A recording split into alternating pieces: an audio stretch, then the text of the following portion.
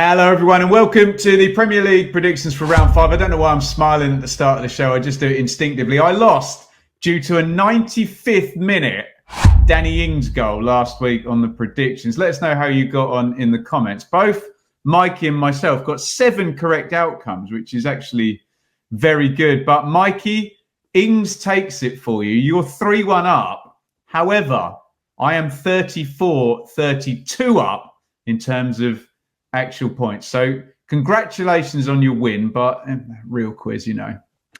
Yeah, I wonder whether you would be mentioning these points, Ben, if you were leading 3-1. Probably not. But there we are. Danny Ings saved the day for West Ham, and he saved the day for me. They all count. I think it's good to be honest about these things. I mentioned both to highlight whichever one I'm doing better in. I will at some point start measuring outcomes and 3-pointers. And if I'm number one in those, I'll mention those as well because I'm very childish. But let's get into round 5 in the Premier League. Get involved in the comments as ever. Give yourself 1 point for a correct outcome, and 7 out of 10 for me and Mikey last week. Not bad at all. Give yourself 3 points if you're really jammy like Mikey, and you might happen to get a 95th minute equaliser to make your score come in, and give yourself a bonus point if your match has more than 5 or more goals, basically, for your bonus point. And this one sounds a bit narky, doesn't it? West Ham versus Chelsea, Mikey. Yeah, a bit of a geezer derby, this one, isn't it? As I mentioned, Danny Ings rescued a point for West Ham, but I think their fans are a little bit concerned by the fact that Julian Lopetegui went for quite a defensive midfield 3 and left Lucas Paquetá on the bench. That's not a great sign for them because they've obviously put up with a pragmatic manager over the years and were hoping for something quite different, but he did bring him on at half-time, at least. He saw that it wasn't really working with Souček in the more attacking role. Chelsea also got a late goal away at Bournemouth. The clean sheet is probably the thing that will please Maresca the most because clean sheets are a sign that you're getting things right and things are starting to look a little bit more organised. And Kunku will hope that he gets a start after scoring the match winner. I fancy Chelsea to edge this one in another tight game. I'm going West Ham 0, Chelsea 2. Yeah, I think I'm going to back Chelsea. West Ham 1, Chelsea 2. Oh, okay. That might be a bit of a scribble for me then. I think I'm going to back Chelsea as well. I'm actually quite enjoying them at the moment now, which I didn't think I was going to. They're not quite as crazy as I thought they were going to be, especially going 1-0 and winning away at Bournemouth in that manner. You've taken the 2-1. So I'll go to your misspeak beforehand and take that as my prediction then and go West Ham 0, Chelsea 2. So we are all in on Chelsea this week. It's Aston Villa versus Wolves. And we joke that these predictions are not meant to be biased, but predicting the teams anywhere near Ipswich in the table to lose every week has been a bit of a theme. But Aston Villa are very good and are in the same echelon of the table that they were in last season, up in 5th spot with 3 wins for 4. Wolves are struggling, no wins. So I am going to be back in Aston Villa. Bit of a crazy one against Everton, a bit loose. So maybe they'll tighten it up a little bit. Let's go Aston Villa 1, Wolves 0. Okay, yeah, I'm also going for an Aston Villa win, but with more goals. I'm going for Aston Villa 3, Wolves 1. Ollie Watkins is back scoring goals, isn't he? So I fancy him to score again in this one. And Wolves, they've been okay this season, but just struggling to put a real 90-minute performance in. And I see their weakness being at fullback defensively, and I think that's an area where Villa can exploit. Villa are in Champions League action in this midweek. They'll have already have played by the time this goes out, though. It's not a bad fixture, though. They're playing away at Young Boys, but it's an early kickoff on a Tuesday, so shouldn't do too much damage to the Villa squad. No, absolutely. And we are on next to the Louis Saha, Kevin Keegan derby. It's Fulham versus Newcastle, Mikey. Very nice. Lee Clark as well. Oh, yeah. Just going to fling an extra one in there. They led for such a long time against West Ham, Fulham, so they'll be really frustrated not to have got the win there. Looks like Jimenez is going to have a little run in the sides. He's got the shirt and he scored the goal against West Ham. Newcastle certainly have some character and bottle this season. They've all of their games have been really tight, and they've generally come out on top in the fine margins. But Isak went off at half time for them in that game. That's a little bit of a worry. But you'd expect Harvey Barnes to get a start after that fantastic goal he scored the other day. So I imagine it will be Anthony Gordon playing sort of through the middle with Barnes off the left. But I'm going to go for a draw in this one. I think Newcastle's luck is going to run out somewhat, and I'm going to go for a third straight 1-1 draw for Fulham. Thank goodness, because I've got the Desmond down. I don't know whether that's purely just because it's a massively Kevin Keegan type scoreline, but I've liked Fulham, and you're right, they're a bit unlucky not to beat West Ham, weren't they? And Newcastle kind of looked good in patches, but like you say, it's been a lot of tight games, and they went behind against Wolves to get the win there. So we'll go for an entertaining draw. Blue Monday is proudly brought to you in partnership with our friends at Atwell Solicitors, your ideal legal partner for work on property or business law. Their client care has repeatedly been recognised as outstanding, and they are people-focused with a plain English approach which sets them apart. They have offices in Ipswich, Colchester and London, and to find out more, head to atwells.com. Get comfortable now, because we are into the first of our relegation head-to-heads. It's Leicester versus Everton, and my God, I mean, I know what Leicester are going to do, Mikey. They're going to try and keep it tight, get a clean sheet and win 1-0. I've got no idea what Everton are going to do, though, unless we go for them to go 2-0 up and win and lose 3-2 again, which they've done the past 2 weeks. That cannot happen. Surely this is under 2.5 on the goals. And people are going to think this is an Ipswich prediction, but it's genuinely what I think is going to happen.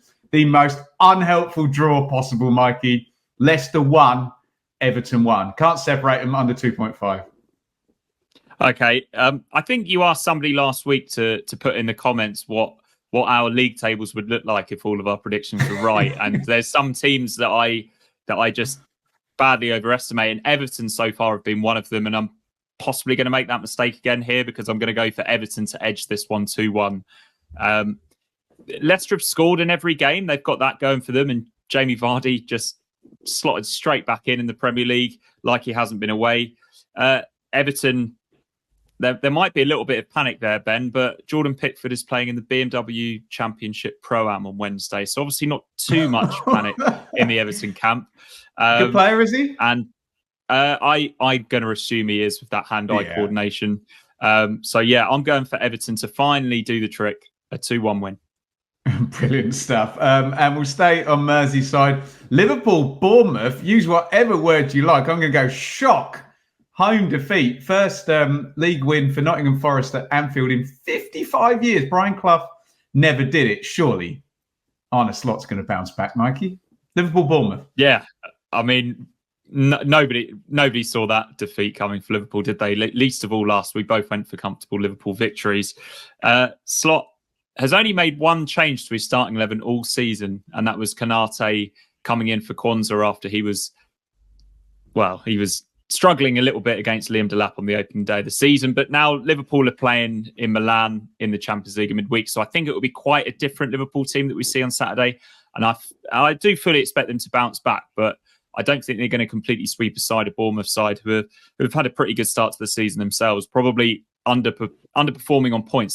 They deserve more points based on their performances, but I'm going for a solid Liverpool 2-0 win.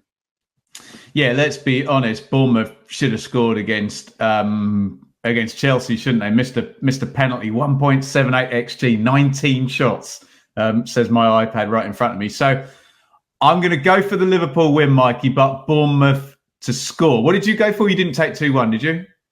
No, I went for 2-0. There you go. Okay, I'll slide in nicely on the 2-1 then. I've been successful with 2-0, but I do think I agree with you that Bournemouth, strong side going forward, and yeah, maybe a little bit under where they should be points-wise thus far, given the performances. I'm procrastinating because it's Southampton versus Ipswich, Mikey, and I think for the first time, I've not done this all season on this show. I think I'm going to predict an Ipswich win. There's not going to be many of these this season where I have the brass neck to do this. But let's be fair, Southampton really owe Ipswich one after last season. Ipswich doing the double and a famous win at Portman Road. I just feel with the momentum, Mikey, and the additions and the differences in the sides, if Ipswich were a bit fortuitous, maybe to take all 6 points off Southampton last season, I think where the teams are now, I think I'm going to back Ipswich, and I'm going to say, it makes me nervous to even say this scoreline: Southampton 0, Ipswich 1. Which was the result at St Mary's last season. I'm going to also I was there. Shock horror. I was also there. I'm also shock horror going to go for a narrow Ipswich win. I'm going for 2-1. Now, Southampton, they did play some really good stuff against Manchester United, but as soon as they conceded, they struggled. Whereas Ipswich didn't play particularly well at Brighton, but never conceded. So that's a good sign for Ipswich. And I just feel on the back of that clean sheet, we're going to have a little bit more confidence defensively than Southampton. And I think we're going to be a bit more ambitious than we were at Brighton. So, yeah, a 2-1 Ipswich win. What could possibly go wrong? Remember, we will issue a public apology. We've got one to issue to Nottingham Forest later on in the show, to Southampton if that goes the other way. Spurs versus Brentford, Mikey, in the Brennan Johnson derby. No, he never played for Brentford. He was going to go to Brentford. He went to Spurs. I'm talking nonsense. Carry on. Yeah, and it's funny you mentioned Brennan Johnson, because I think a lot of Tottenham fans are starting to lose patience in Ange Postecoglou and starting to question why he always picks Brennan Johnson, which is a bit of a shame, because I think there's a real player in there. But they just didn't create enough chances in the North London derby, and the changes that Postecoglou made just didn't get them going at all. Brentford, another fantastic effort at Man City. There was a Brentford fan in the comments, Ben, last week, who pointed out that Brentford had never lost against Manchester City by more than one goal since they've been in the Premier League. If only we'd have seen that before we did our predictions, because that was how it turned out there. And as a nod to that and how solid Brentford are and what a great coach Thomas Frank is, I'm going to go for them to get a point here in this London derby. I'm going Tottenham 1, Brentford 1. Yeah, that's a scribble for me. So what I might do is back the Spurs win then, and Ange to have things come round. But yeah, if that continues, you know how that goes. If you're manager of Spurs and you're, where is he, 13th in the table at the moment with only one win for 4. So I'll go for him to get the second win. But to that Brentford fan in the comments, yeah, I'll agree, and I will go Spurs 2, Brentford 1. God, Crystal Palace versus Manchester United. Didn't Palace absolutely thrash Man United at the end of last season? It was like 4-0 or 3-0 or something. Yeah, I think it was 4-0, and Casemiro had an absolute nightmare. There's that footage, I think, of from the referee. The referee, that's brilliant, wasn't it? Had a body cam thing, and yeah, you saw Elise just basically just stroll through the middle of the Manchester United back line and slot home. They obviously don't have him anymore. And Palace looked really shaky defensively against Leicester on Saturday. But Jean-Philippe Nteta, I mentioned that he was having a break because he wasn't called up to France, and he looked better for it. He scored 2 goals for Palace. So he's up and running, and Nketiah also had a positive debut. But Manchester United fans will hope that Onana penalty save at Southampton is the turning point for their season. Marcus Rashford scored after it, which was surprising to some, but good to see him scoring goals again. And Højlund might be back for this one.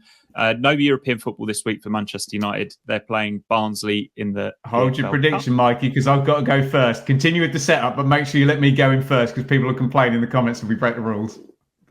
Okay. Yeah, that's all I've got to say. Ben, go on. What is your prediction for this game? Well, I mean, that was a lovely setup, and you always. I wanted a bit. I wanted to be led, Mikey, because I have not got a clue for what's going to happen on this. Because I could go down the Palace at home, bloody the nose of the big boys, win a game, but I feel that kind of happened in the last one. I could go for the Man United being not very good but still winning. I think I'll go for the Man United being not very good but still winning, and I'll go. They're not going to keep a clean sheet, are they? Not at Palace. So, you know, let's play for a bonus point. Palace 2, Man United 3. Lovely. I was worried that I was going to have to scribble there. I've gone for Palace 1, Manchester United 2. We were thinking on similar lines very much. So you're up first, Mikey. In which case, it's Brighton Forest, so you can issue the public apologies to Nottingham Forest. Last week, we both predicted they would lose, and they quite brilliantly won at Anfield. They did, yeah. Incredible result, and apparently well deserved as well. I always talk when I do speak about Nottingham Forest. Generally, I go that they're going to draw or they're going to lose, but they've got great attacking players. They've got Chris Wood through the middle, and then they've got the likes of Alanga, Morgan Gibbs-White, and Callum Hudson-Odoi behind them. And yeah, they have got all of that. But yeah, a wonderful goal from Hudson-Odoi, and he just loves that move, doesn't he? Cutting in and then bending it into that bottom corner. But it's about time that I mentioned the defence as well. And in Murillo, and is it Milinkovic? Sorry if I'm getting that wrong. They look like a fantastic partnership. Murillo's a fantastic footballer, but a really, really strong defender as well. So there we go, Nottingham Forest fans, bigging you up there. I was impressed by Brighton as well the weekend. I was there. They were frustrated by Ipswich, but they played some really nice football, especially in the first half. And they were missing João Pedro, who is surely going to be back for this one. I can't pick between these two. It's again, I can't, normally I go for a Brighton win here, but with the form that Forest are in and how solid they're looking, I'm going for another 1-1 draw. Yeah, I'm kind of down the middle on the draw, and that's not quite a scribble for me because I haven't committed to anything. So I think I'm going to go for an away win, Mikey, just to fully embrace the Nottingham Forest train here. And can Brighton get shut out 2 weeks running? I mean, in theory, they've got better players and a better defensive Forest have than Ipswich, and Ipswich managed to do that, although maybe Forest won't have to cling on quite how Ipswich did. The only result I can come up with other than a 1-1 is either a 1-0 to Brighton or a 1-0 to Forest, and I've said I'm going to go away win. So that is exactly what I'm going to say. Brighton 0, Nottingham Forest 1, which leaves us to a wonderful hyper super mega Sunday game, and it is the mother of all hyper super mega Sunday games. It's Man City versus Arsenal. I wonder, Mikey, whether Arsenal are going to try and do exactly the same thing they did last year and draw at the Etihad and try and beat Man City down at the Emirates. Sorry, forgive me, my airlines from that particular part of the world. I'm getting them mixed up. Wasn't enough, though, was it? Because you know Man City are going to win 10 games on the trot at some point in the rest of the season. But let's go for Arsenal to nick the draw and set things up. I know all eyes are on the courtroom for Man City this week. Let's go. I think Arsenal will take the lead and it will be a 1-1 draw. Okay. I think there's lots of logic there. But because I haven't gone for a bonus point score in this, I'm going for Manchester City. Here we go. 4-1. Here comes the 4-1. No, not 4-1 this time. I'm going 3-2. And the only reason I can really give for there maybe being a bit of chaos and a bit more of a basketball match than it was last season is that they're both in Champions League action. Man City are playing Inter on Wednesday. Arsenal, I think, are playing at Atalanta on Thursday, which isn't ideal at all. So I think this game could be a little bit more chaotic than we might expect. I hope that it is. 3-2 for Manchester City is my prediction for that one. Mate, you got the TV companies will be salivating at the possibility of that. And I'm salivating at the possibility of seeing your predictions down there in the comments. Get involved. Normal scoring applies here. And remember, we are on the Blue Monday channel and on the Benjamin Bloom Football channel right here. So wherever you're watching from, get your predictions in the comments. You can copy and paste from the description in the chapters all of the fixtures and scores, as I said at the top of the show. Give yourself a point. You get the correct outcome. 7 apiece again. I'm going to flag that up again for me and Mikey last week, and give yourself 3 for a correct scoreline. And if, like Mikey, you get a 3-2 that is predicted for Man City versus Arsenal, give yourself a bonus point as well. Mikey, last word from you on the week. Both of us predict an Ipswich Town win. Yeah, just fingers crossed for that one, Ben. I'm away at a wedding. I think I might be on a table with a Southampton fan. So that might be one where we get the phone out to just try and follow that one. But yeah, fingers crossed Ipswich get the win. Sorry, Southampton fans. Brilliant stuff. See you all next week.